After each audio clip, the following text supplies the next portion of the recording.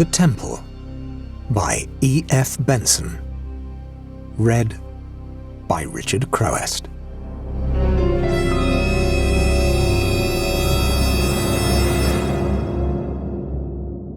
Frank Ingleton and I had left London early in July with the intention of spending a couple of months at least in Cornwall. This sojourn was not by any means to be a complete holiday, for he was a student of those remains of prehistoric civilization which are found in such mysterious abundance in the ancient county, and I was employed on a book which should have already been approaching completion, but which was still lamentably far from its consummation. Naturally, there was to be a little golf and a little sea-bathing for relaxation, but we were both keen on our work and meant to have gathered in a respectable harvest of industry before we returned. The village of St. Caradox, from all accounts, seemed likely to be favourable to our projects, for there were remains in the neighbourhood which had never been thoroughly investigated by any archaeologist, and its position on the map, remote from any of the more celebrated holiday centres, promised a reasonable tranquillity.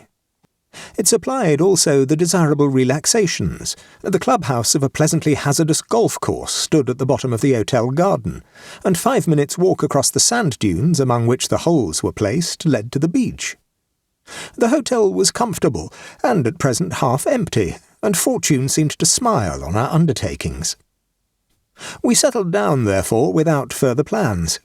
Frank meant, before he left, to visit other parts of the county, but here within a mile of the hotel was that curious circle of monoliths, like some Stonehenge in miniature, known as the Council of Pen Ruth. It had always been supposed, so Frank told me, that it was some place of druidical worship, but he distrusted the conclusion and wanted to study it minutely on the spot. I went there with him by way of an evening saunter on the second day after our arrival. The shortest way was along the sand dunes, and thence up a steep, grassy slope onto the ploughed stretches of the uplands. In that warm, soft climate the wheat was in full ear and beginning already to turn ripe and tawny. A very narrow path led across these cornfields to our destination, and from far off one could see the circle of stones, 4 to 5 feet high, standing there, black and austere against the yellowing grain. Though all the country round was in cultivation, no plough had furrowed the interior of the circle, and inside was the ancient turf of the downs, short and velvety, with patches of thyme and harebells. It seemed odd. A plough could have passed backwards and forwards between the monoliths, and a half-acre of land have been made fruitful. "But why isn't it ploughed?" I asked. "Oh, you're in the land of superstitions and ancient sorceries," he said. "These circles are never touched or made use of. And do you see, the path across the fields by which we have come passes round it. It doesn't run across it. There it goes again on the far side, pursuing the same line after making the detour." He laughed. "The farmer of the land was up here this morning when I was making some measurements," he said.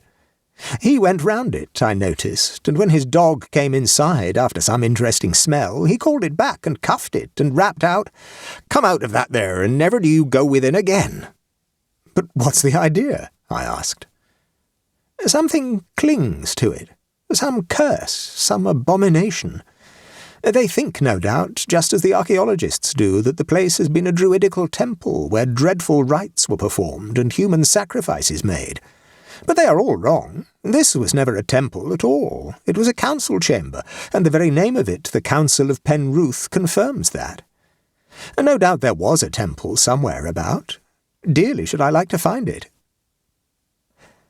It had been hot work climbing up that steep, slippery hillside from the village, and we sat down within the circle, leaning our backs against 2 adjacent stones.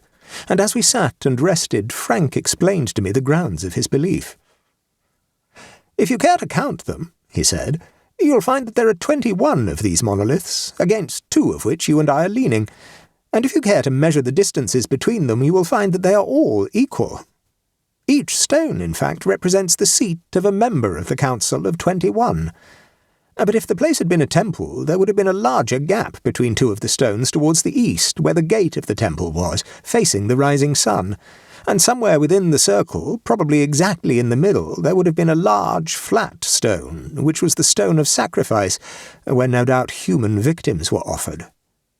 Or if the stone had disappeared, there would have been a depression where it once was. Those are the distinguishing marks of a temple, and this place lacks them. It has always been assumed that it was a temple, and it has been described as such, but I am sure I am right about it. "But there is a temple somewhere about?" I asked. "Certain to be. If any of these prehistoric settlements was large enough to have a council hall, it would certainly have had a temple, though the remains of it have very likely disappeared. When the country was Christianized, the old religion, if you can call it a religion, was reckoned an abomination, and the places of worship were destroyed, just as the Israelites destroyed the groves of Baal. But I mean to explore very thoroughly here. There may be remains in some of those woods down there. This is just the sort of remote place where the temple might have escaped destruction." "And what was the ancient religion?" I asked. "Very little is known about it. It certainly was a religion not of love, but fear. The gods were the blind powers of nature, manifesting themselves in storms and destruction and plague, and had to be propitiated with human sacrifices. And the priests, of course, dealt in magic and sorcery. They were the governing class, and kept their power alive by terror. If you offended them, as likely as not you would be sent for and told that the gods required your eldest son as a blood offering next midsummer day at sunrise, when the first beams of morning shone through the eastern gate of the temple. It was wise to be a good churchman in those days." "It looks a very kindly country nowadays," I said. "The temples of the old gods are empty." "Yes, but it's extraordinary how old superstitions linger. It isn't a year ago that there was a witchcraft trial in Penzance. The cattle belonging to some farmer near here began to pine and die, and he went to an old woman who said that a spell had been cast on them, and that if he paid her she could remove it. He went on paying, and at last got tired of that and prosecuted her instead." He looked at his watch. "Let's take a stroll before dinner," he said. "Instead of going back the way we came, we might make a ramble down the hillside in front and through the woods. They look rather attractive." "And may conceal a pagan temple," said I, getting up. We skirted the harvest fields and found a path leading through a big fir wood that climbed up the hillside. The trees were of no great growth as regards height, and the prevalent wind from the southwest, to which they stood exposed, had combed and pressed their branches landwards. But the foliage of the tree-tops was very dense, making a curious sombre twilight as we penetrated deeper into the wood. There was no undergrowth whatever below them. The ground was spread thick and smooth with fallen pine needles, and with the tree trunks rising straight and column-like, and that thick roof of branches above, the place looked like some great hall of nature's building. No whisper of wind moved overhead, and so dark and still was it that you might easily have conceived yourself to be walking up the aisle of some walled-in place. The smell of the firs was thick in the air like incense, and the foot went noiselessly as over spread carpets. No birds flitted between the tree trunks or called to each other. The only noise was the murmurous buzz of flies, which sounded like some long-held organ note. It had been hot enough outside in the fresh draught off the sea, but here, where no breeze winnowed the air, it was stiflingly close, and as we plunged deeper into the dimness, I was conscious of some gathering oppression of the spirit. It was an uncomfortable place. It seemed thick with unseen presences, and the same notion must have struck Frank as well. "I feel as if we were being watched," he said. "There are eyes peeping at us from behind the trunks, and they don't like us. Now, what makes so silly an idea enter my head?" "A grove of Baal, is it?" I suggested. "One that has escaped destruction and is full of the spirits of murderous priests." "I wish it was," he said. "Then we could inquire the way to the temple." Suddenly he pointed ahead. "Hullo, what's that?" he said. I followed the direction of his finger, and for 1/2 second thought I saw the glimmer of something white moving among the trees. But before I could focus it, it was gone. Somehow the heat and the oppression had got on my nerves. "Well, it's not our wood," I said. "I suppose other people have just as much right to walk here. But I've had enough of tree trunks. I should like to have done with the wood." Even as I spoke, I saw it was getting lighter in front of us. Glimmers of day began to show between the thick-set trunks, and presently we found ourselves threading the last row of the trees. The light of day poured in again, and the stir of the sea breeze. It was like coming out of some crowded and airless building into the open air. We emerged into a delectable place.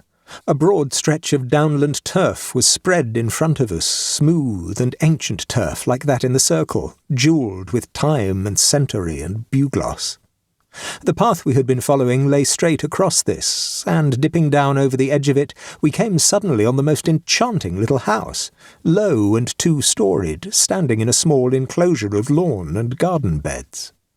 The hill behind it had evidently once been quarried, but long ago, for now the sheer sides of it were overgrown with a tangle of ivy and bryony, and at their base lay a pool of water.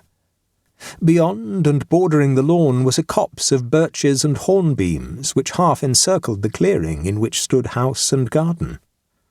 The house itself, smothered in honeysuckle and climbing fuchsia, seemed unoccupied, for the chimneys were smokeless and the blinds drawn down over the windows. As we turned the corner of its low fence and came onto the front of it, the impression was verified, for there by the gate was a notice proclaiming that it was to be let furnished, and directing that application should be made to a house agent in St. Caradocs. "But it's a pocket paradise," said I. "Why shouldn't we—" Frank interrupted me. "Of course there's no reason why we shouldn't," he said. "In fact, there's every reason why we should. The manager at the hotel told me they were filling up next week and wanted to know for how long we should stop. We'll make inquiries tomorrow morning and find the agent and the keys." The keys next morning revealed a charm within that came up to the promise of what we had seen without. And, what was as wonderful, the agent could provide our staff as well. This consisted of a rotund and capable Cornish woman, who, with her daughter to help her, would arrive early every morning and remain till she had served our dinner, and then go back to her cottage in St. Caradocs. If that would suffice us, she was ready to be in charge as soon as we settled to take the little house. It must be understood, however, that she would not sleep there. Without making any further inquiries, the assurance that she was a clean and capable cook, and competent in every way, was enough, and 2 days afterwards we entered into possession. The rent asked was extraordinarily low, and my suspicious mind, as we went through the house, visualized an absence of water supply or a kitchen range that, while getting red hot, left its ovens as in the chill of an Arctic night. But no such dispiriting discoveries awaited us. Mrs. Fennel turned taps and manipulated dampers, and, scouring capably through the house, pronounced on her solemn guarantee that we should be very comfortable. "But I go back to my own house at night, gentlemen," she said, "and I promise you the water will be hot and your breakfast ready for you by 8 in the morning." We entered that afternoon. Our luggage had been sent up an hour before, and when we arrived the portmanteaux were already unpacked and clothes bestowed in their drawers, and tea ready in the sitting-room. It and its adjoining dining-room, with a small parquetred hall, formed the ground-floor accommodation. Beyond the dining-room was the kitchen, the convenience of which had already satisfied Mrs. Fennel. Upstairs there were 2 good bedrooms, and above the kitchen 2 smaller servants' rooms, which, by our arrangement, would be unoccupied. There was a bathroom between the 2 bedrooms, with a door into it from each. For 2 friends occupying the house, nothing could have been more exactly what was wanted, with nothing to spare. Mrs. Fennel gave us an admirable plain dinner, and by 9 o'clock she had locked the outer kitchen door and left us. Before going to bed, we wandered out into the garden, marvelling at our luck. The hotel, as the manager had told us, was already beginning to fill up. The dining-room tonight would have been a cackle of voices, the sitting-room crowded, and surely it was a wonderfully good exchange to be housed in this commodious little tranquillity of a place, with our own unobtrusive establishment that came at dawn and left at night. It remained only to be seen if this paragon, who was so proficient in her kitchen, would be as punctual in the morning. "But I wonder why she and her daughter would not establish themselves here," said Frank. "They live alone down in the village. You'd have thought that they would have shut their cottage up and saved themselves a morning and evening tramp." "Gregariousness," said I. "They like to know that there are people, just people, close at hand, and to right and left. I like to know that there are not.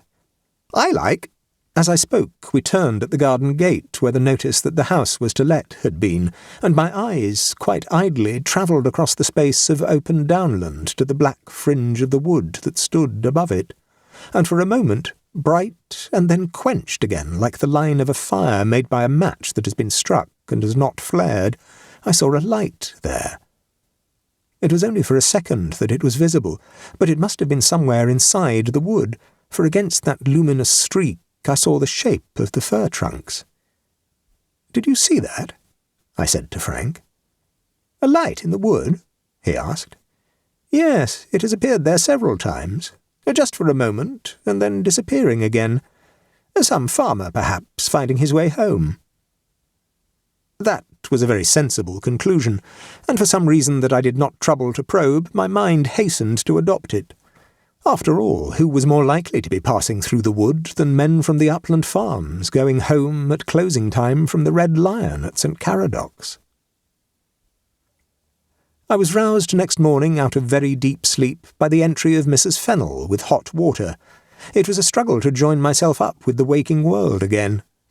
I had the impression of having dreamed very vividly of things dark and dim, and of perilous places, and though I had certainly slept for something like 8 hours at a stretch, I felt curiously unrefreshed. At breakfast Frank was more silent than his wont, but presently we were making plans for the day. He proposed to explore the wood again while I was busy with my work. In the afternoon, a round of golf would bring us to tea-time. Before he started and I settled down, we strolled about the garden that dozed tranquilly in the hot morning sun, and again congratulated ourselves on our exchange from the hotel. We went down to the pool below the quarried cliff, and there I left him to return to the house, while he, in order to start exploring at once, followed an overgrown path that led into the copse of birch and hornbeam of which I have spoken. But I had not crossed the lawn before I heard myself called. "Come here a minute," he shouted. "I've found something interesting." I retraced my steps and, pushing through the trees, found him standing by a tall, black granite stone that pushed its moss-green head above the undergrowth. "It's a monolith," he said excitedly. "It's like one of those stones in the circle. Perhaps there has been another circle here, or perhaps it's a stone of the temple. It's deep in the earth. It looks as if it was in place. Let's see if we can find another in this copse." He pushed on into the thick-growing trees to the right of the path, and I, infected with his enthusiasm, made an exploration to the left. Before long I came upon another stone of the same character as the first, and my shout of discovery was echoed by his. Yet another rewarded his hunting, and as I emerged from the copse on the edge of the quarry pool, I found a fifth, standing but fallen forward in a bed of rushes that fringed the water. In the excitement of this find, my planned studiousness was, of course, abandoned. So, too, when we had eaten a hearty lunch, was the projected game of golf, and before evening we had arrived at a rough scheme of the entire place. Most of the stones were in the belt of copse that half encircled the house, and with a tape measure we found that these were set at uniform intervals from each other, except that exactly twice that interval separated the two stones that lay due east of the circle. In the bank that lay to the south of the house, several were missing, but in each case, by digging at the proper intervals, we found fragments of granite grassed over in the soil, which indicated that these stones had been broken up and used, probably for building materials. And this conjecture of Frank's was confirmed by the discovery of pieces of granite built into the walls of the house we occupied. He had jotted down the approximate position of the stones and passed over to me the paper on which he had drawn his plan. "Without doubt it's a temple," he said. "There's the double interval at the east which I told you about, and which was the gate into it." I looked at what he had drawn. "Then our house stands just in the centre of it," I said. "Yes. What vandals they were to build it just there," said he. "Probably the stone of sacrifice lies somewhere below it. Good Lord, dinner ready, Mrs. Fennel? I had no idea it was so late." The sky had clouded over during the afternoon, and while we sat at dinner, a windless and heavy rain began to fall, and thunder to mutter over the sea. Mrs. Fennel came in to inquire into our tastes for tomorrow, and as there was every appearance of a violent storm approaching, I asked her whether she and her girl would not stop here for the night and save themselves a wetting. "No, I'll be off now, sir, thank you," she said. "We don't mind a wetting in Cornwall." "But it's not very good for your rheumatism," I said. She had mentioned that she was a sufferer in this respect. A blink of lightning flashed rather vividly across the uncurtained windows, and the rain hissed more heavily. "No, I'll be off now," she said, "for it's late already. Good night, gentlemen." We heard her turn the key in the kitchen door, and presently the figures of herself and her girl passed the window. "Not even umbrellas," said Frank. "They'll be drenched before they get down." "I wonder why they wouldn't stop," said I.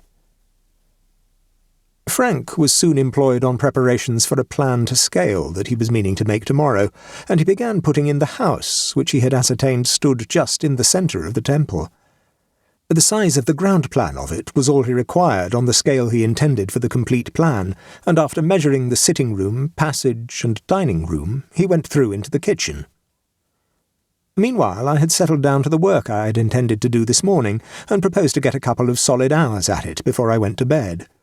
It was rather hard to get the thread of it again, and for some time I floundered with false starts and erased sentences, but before long I got into better form, and was already happily absorbed in it when he called me from the kitchen. "Oh, I can't come," I said. "I'm busy." "Just a moment, please," he shouted. I laid down my pen and went to him.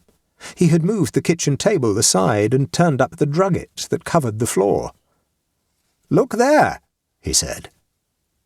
The floor was paved with stone of the district, very likely from the quarry just outside, but in the centre was an oblong slab of granite, some 6 feet by 4 in dimensions. "That's a whacking big stone," I said. "Odd of them to have been at the trouble of putting that there." "They didn't," said he. "I'll bet it was there when they laid the floor." Then I understood. "The stone of sacrifice?" I asked. "Rather. Granite, and just in the centre of the temple. It can't be anything else." Some sudden thrill of horror seized me. It was on that stone that young boys and maidens, torn from their mothers' arms and bound hand and foot, were laid, while the priest, with one hand over the victim's eyes, plunged the flint knife into the smooth, white throat, sawing through the tissue till the blood spurted from the severed artery. In the flickering light of the candle Frank carried, the stone seemed wet and darkly glistening. And was that noise only the rain volleying on the roof, or the beating of drums to drown the cries of the victim? "It's terrible," I said. "I wish you hadn't found it." Frank was on his knees by it, examining the surface of it. "I can't say I agree with you," he said. "It just puts the final touch of certainty on my discovery. Besides, whether I had found it or not, it would have been there just the same." "Well, I'm going on with my work," I said. "It's more cheerful than stones of sacrifice." He laughed. "I hope it's as interesting," he said. It appeared, when I went back to it, that it was not, and try as I would, I could not recapture the interest which is necessary to production of any kind. Even my eye wandered from the words I wrote. As for my mind, it would give only the most cursory glance at that for which I demanded its fixed attention. It was busy elsewhere.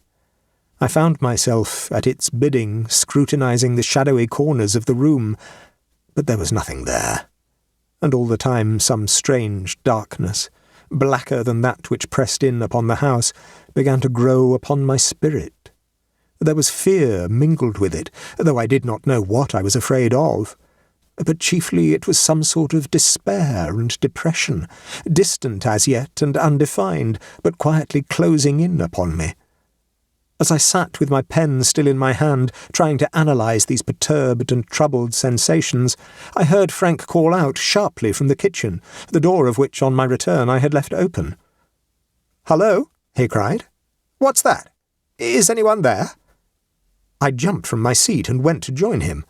He was standing close to the stove, holding his candle above his head and looking at the door into the garden, which Mrs. Fennel had locked on her departure. "What's the matter?" I asked. He looked round at me, startled by the sound of my voice. "Curious," he said. "I was just measuring the stone when, out of the corner of my eye, I thought I saw that door open. But it's locked, isn't it?" He tried the handle, but sure enough it was locked. "Optical illusion," he said. "Well, I finished here for the present. But what a night! Frightfully oppressive, isn't it? And not a breath of air stirring." We went back to the sitting-room. I put away my laboured manuscript, and we got out the cards for a game of piquet. But after one partie he rose with a yawn. "I really don't think I could keep awake for another," he said. "I'm heavy with sleep. Let's have a breath of air, the rain seems to have stopped, and go to bed. Or are you going to sit up and work?" I had not meant to do so, but his suggestion made me determined to have another try. There was certainly some mysterious pall of depression on me, and the wisest thing to do was to fight it. "I shall try for half an hour," I said, "and see how it goes." And I followed him to the front door of the house. The rain, as he said, had ceased, but the darkness was impenetrable, and shuffling with our feet, we took a few steps along the gravel path to the corner of the house. There the light from the sitting-room windows cast a circle of illumination, and one could see the flower-beds glistening with the wet. Though it was night, the air was still so hot that the gravel path was steaming. Beyond that, nothing was visible of the lawn or the hill that sloped up to the firwood. But as we stood there, I saw, as last night, a light moving up there. Now, however, it seemed to be outside the wood, for its progress was not interrupted by the tree trunks. Frank saw it too, and pointed at it.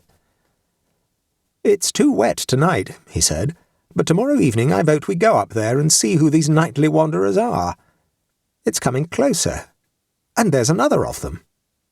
Even as we looked, a third light sprang up, and in another moment all had vanished again. I carried out my intention of trying to work, but I could make nothing of it, and presently I found myself nodding over a page that contained nothing but erasures. With head bent forward, I drifted into a doze, and from dozing into sleep, and when I woke I found the lamp burning low and the wick smouldering. I seemed to have come back from some very distant place, and, only half awake, I lit a candle and quenched the lamp, and went to the windows to bolt them. And then my heart stood still, for I thought I saw someone standing outside and looking in through the intervening glass. But it must have been a sleepy fancy, for now, broad awake again, I was staring at my own reflection, cast by the candle on the window. I told myself that what I had seen was no more than that, but as I creaked my way upstairs, I found myself asking if I really believed that. As I dressed next morning after another long but unrefreshing night, I began puzzling over a lost memory to which I had tried to find the clue yesterday. There was a bookcase in the sitting-room with some 2 or 3 dozen volumes in it, and opening 1 or 2 of these I had found the name Samuel Townwick inscribed in them. I knew I had seen that name not so many months ago in the daily press, but I could not recapture the connection in which I had read it. But from the recurrence of it in these books, it was reasonable to conjecture that he was the owner of the house we occupied.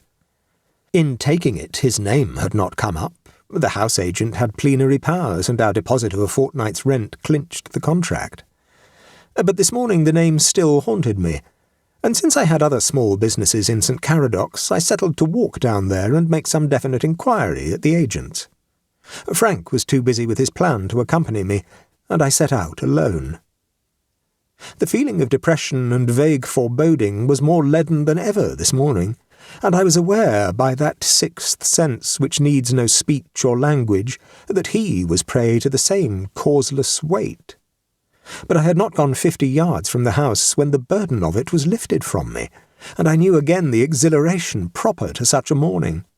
The rain of last evening had cleared the air, the sea breeze drew lightly landwards, and as if I had come out of some tunnel, I rejoiced in the morning splendour.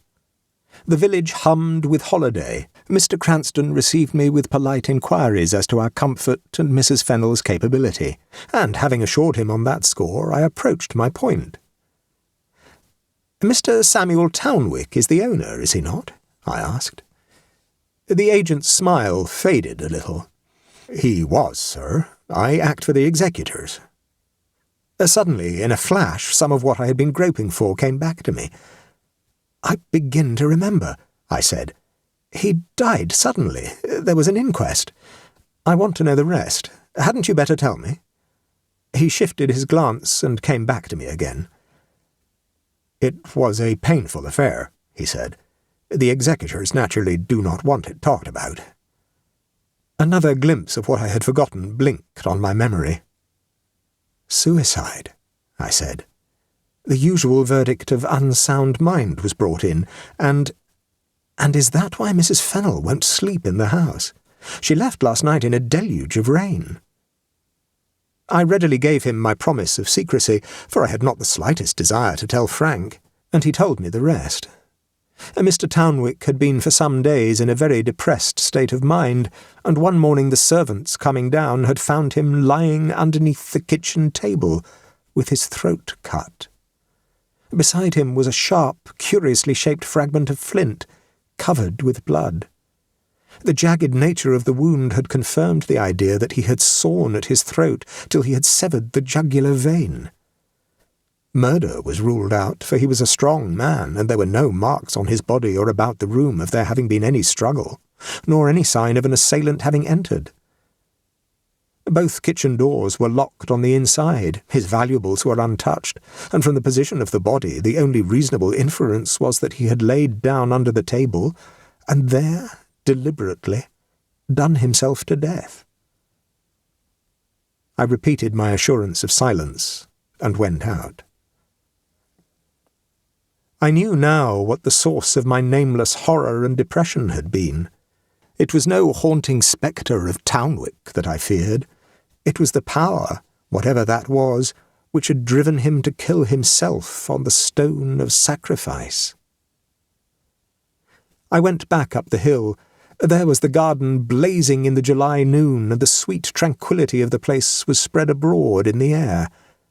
But I had no sooner passed the copse and come within the circle than the dead weight of something unseen began to lay its burden on me again. There was something here, horrible and menacing and potent. I found Frank in the sitting-room. His head was bent over his plan, and he started as I entered. "Hello," he said. "I've made all my measurements, and I want to sit tight and finish my plan today. I don't know why, but I feel I must hurry about it and get it done. And I've got the most awful fit of the blues. I can't account for it, but anyhow, occupation is the best thing. Go in to lunch, will you? I don't want any." I looked at him and saw some indefinable change had come over his face. There was terror in his eyes that came from within. I can express it in no other way than that. "Anything wrong?" I asked. "No, just blues. I want to go on working. This evening, you know, we have to see where those lights are coming from." All afternoon he sat close over his work, and it was not till the day was fading that he got up. "That's done," he said.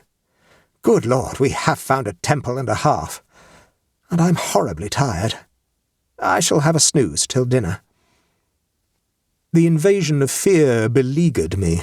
It seemed to pour in through the open windows in the gathering dusk. It gathered its reinforcements outside, ready to support the onrush of it. And yet how childish it was to yield to it. By now we were alone in the house, for we had told Mrs. Fennel that a cold meal would serve us in this heat, and while Frank slept I had heard the lock of the outside kitchen door turn, and she and the girl went by the window. Presently he stirred and awoke. I had lit the lamp, and I saw his hand feel in his waistcoat pocket, and he drew out a small object which he held out to me. "A flint knife," he said. "I picked it up in the garden this morning. It's got a fine edge to it." At that, I felt a prickle of terror run through the hair of my head, and I jumped up. "Look here," I said. "You've had no walk today, and that always gives you the blues. Let's go down and dine at the hotel." His head was outside the illumination of the lamp, and from the dimness there came a curious cackle of laughter. "But I can't," he said. "How strange that you don't know that I can't. They've surrounded the place, and there's no way out. Listen, can't you hear the drums and the squeal of their pipes? And their hands are about me. Christ, it's terrible to die." He got up and began to move with curious little shuffling steps towards the kitchen. I had laid the flint knife down on the table, and he snatched it up. The horror of presences unseen and multitudinous closed in around me, but I knew they were concentrated not on me, but on him. They poured in, not through the window alone, but through the solid walls of the house. Outside on the lawn were lights, moving, slow and orderly. I still had control of my mind. The awfulness and the imminence of what so closely beset us gave me the courage and clearness of despair. I darted from my chair and stood with my back to the kitchen door. "You're not to go in there," I said. "You must come away with me out of this. Pull yourself together, Frank. We'll get through yet. Once outside the garden, we're safe." He paid no attention to what I said. It was as if he did not hear me. He laid his hand on my shoulder, and I felt his fingers press through the muscles and grind like points of steel on the underlying bone. Some maniac force possessed them, and he pulled me aside as if I had been a feather. There was only one thing to be done. With my disengaged arm I hit him full on the chin, and he fell like a log across the floor. Without pausing for a second, I gripped him round the knees and began dragging him, senseless and inert, towards the door. It is difficult to state in words what those next few minutes held. I saw nothing. I heard nothing. I felt no touch of invisible hands upon me, but I can imagine no grinding agony of pain that wrenches body and soul asunder to equal that war of the evil and the unseen that raged about me. I struggled against no visible adversary, and there was the horror of it, for I am sure that no phantom of the dead that die not could have evoked so unnerving a terror. Before those intangible hosts had fully closed in round me and my unconscious burden, I had got him onto the lawn, and it was then that the full stress of their beleaguering might poured in upon me. Strange fugitive lights wavered round me, and muttered voices filled the air, and as I dragged Frank over the grass, his weight seemed to grow, till it was not a man's body that I was pulling along, but something well-nigh immovable, so that I had to tug and pant for breath, and tug again. "God help us both," I heard myself muttering. "Deliver us from our ghostly enemies." And again I tugged and panted for breath. Close at hand now was the ring of enclosing copse where the stones of the circle stood, and I made one final effort of concentration, for I knew that my spirit was spent, and soon there would be no power of fight left in me at all. "In the name of the holiest and by the power of the highest!" I cried aloud, and waited for a moment, gathering what dregs of strength there was still left in me. And then I leaned forward, and the strained sinews of my legs were slackened as the weight of Frank's body moved after me, and I made another step, and yet another, and we had passed beyond the copse, and out of the accursed precinct. I knew no more after that. I had fallen forwards half across him, and when I regained my senses he was stirring, and the dew of the grass was on my face. There stood the house, with the lamp still burning in the window of the sitting-room, and the quiet night was around us, with a clear and starry heaven.